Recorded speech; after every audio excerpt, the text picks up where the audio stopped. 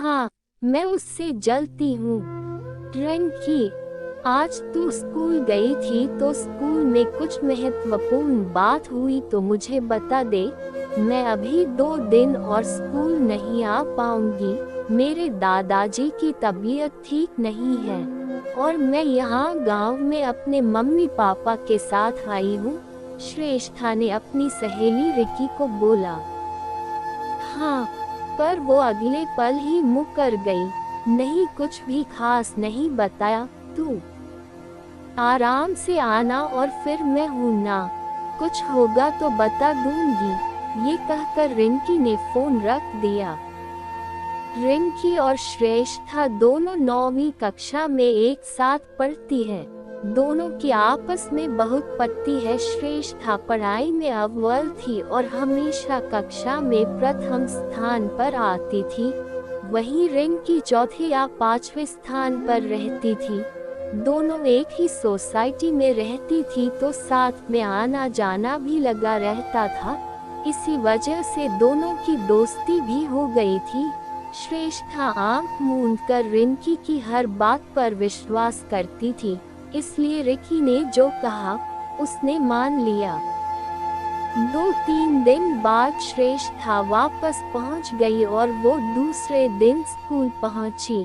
तभी उसकी मैम ने कहा कि अगले सप्ताह होने वाली वाद विवाद प्रतियोगिता में उसने नाम क्यों नहीं लिखवाया।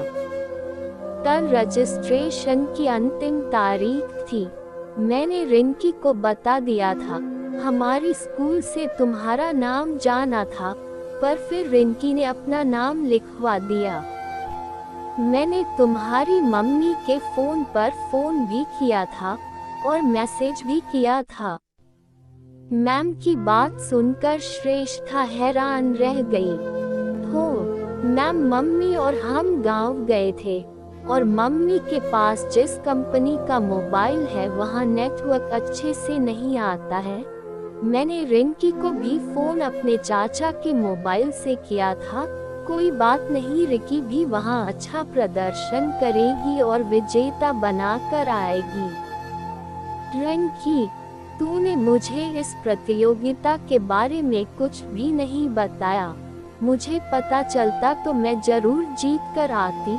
मैंने तो तुझसे उस दिन फोन पर पूछा भी था, श्रेष्ठा ने कहा। रिंकी छिप गई हो वो मैं बताने वाली थी, पर नेटवर्क नहीं आ रहा था और मैं बताना भूल गई। कोई बात नहीं, तुझे मेरी कुछ तैयारी में मदद चाहिए तो तू मुझे बता देना, मैं तैयारी करवा दूंगी। आखिर विजेता ट्रॉफी हमारे स्कूल में ही आनी चाहिए। दूसरे दिन श्रेष्ठा स्कूल के होमवर्क की कॉपी लेने रिकी के घर गई। दरवाजा खुला था क्योंकि मेड काम कर रही थी। उसके कानों में आवाज पड़ी, मम्मी मुझे माफ कर दो, मैं आगे से ऐसा नहीं करूंगी। मुझे श्रेष्ठा से जलन होती है, वो मुझसे हर मामले में आगे है। कक्षा में टीचर बस उसी के नाम का गुणगान करते रहते हैं। जब वो कक्षा में प्रथम स्थान पर आती है तो मैं मन ही मन जलकर रह जाती हूँ। मैं भी मेहनत करती हूँ कि हर साल में किसी भी तरह से उससे ज्यादा नंबर लाऊं, पर फिर भी वो ही बाजी मार लेती है। स्कूल वाले हर गतिविधि के लिए उसी का नाम देते हैं, वो ही हर बार विजेता क्यों बने। और इस बार तो मैंने उसको पछाड़ दिया है। रजिस्ट्रेशन वाली बात नहीं बताए, अगर वो भी वहाँ प्रतियोगिता के लिए चली जाती तो मैं तो कभी जीत नहीं पाती। तभी रिंकी की मम्मी बोली, रिकी तू अभी बहुत छोटी है और अभी से तेरे मन में इतनी जलन भरी हुई है, जबकि श्रेष्ठा तो तुझे अपना अच्छा और सच्चा दोस्त मानती है। वो तुझे हर बात बताती है, हर तरह से तेरी पढ़ाई में मदद करती है। मुझे आश्चर्य हो रहा था कि आखिर वो इस प्रतियोगिता के लिए क्यों नहीं जा रही है। अब पता चला, तूने उसे बताया ही नहीं। अब अगर तू इसमें जीत भी जाती है तो कोई बड़ी बात नहीं है। तूने अपनी ही सहेली को धोखा दिया है, उसके साथ में छल किया है। जलन की वजह से तू इतनी अच्छी सहेली खो देगी। वो तेरे बचपन की सहेली है। तुम दोनों हमेशा साथ पढ़ते हो, साथ खेलते हो, साथ में स्कूल आते जाते हो, और तेरे मन में उसके प्रति इतनी जलन है।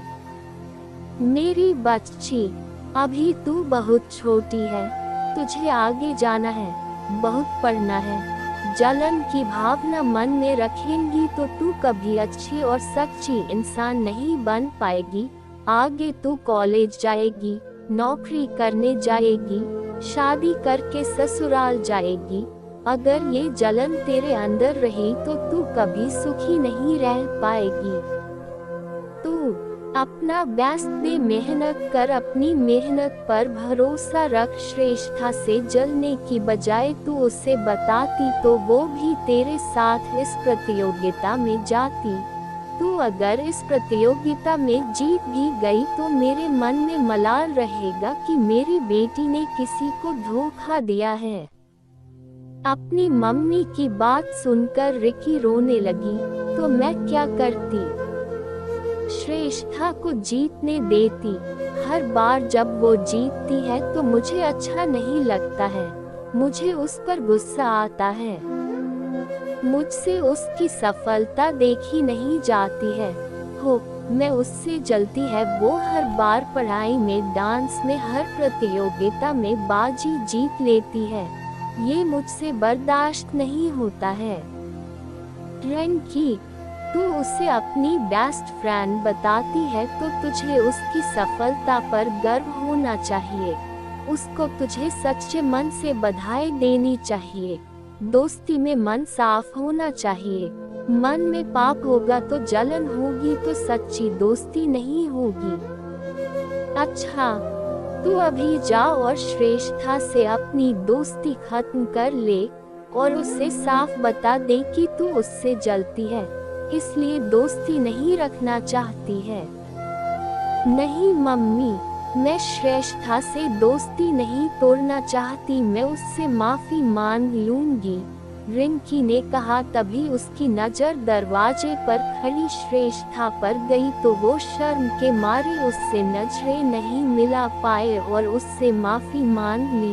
रिंकी, मैंने तुझे सबसे अच्छा दोस्त समझा है और तू ही मेरी दोस्त रहेगी। आज तेरा मन साफ हो गया है। तेरी सारी जलन, ईर्ष्या इन पछतावे के आंसू में बह गई है। तेरा मेरा साथ हमेशा बना रहेगा। मैं तो तुझे उस वाद विवाद प्रतियोगिता में बोलने के लिए कुछ नोट्स बनाकर लाई थी और तुझे जीतकर ही आना है, श्रेष्ठा ने उसे गले लगाकर कहा। आज रिंकी के मन का मैल भी धुल गया। इतना कुछ होने के बाद भी श्रेष्ठा ने उसे माफ कर दिया।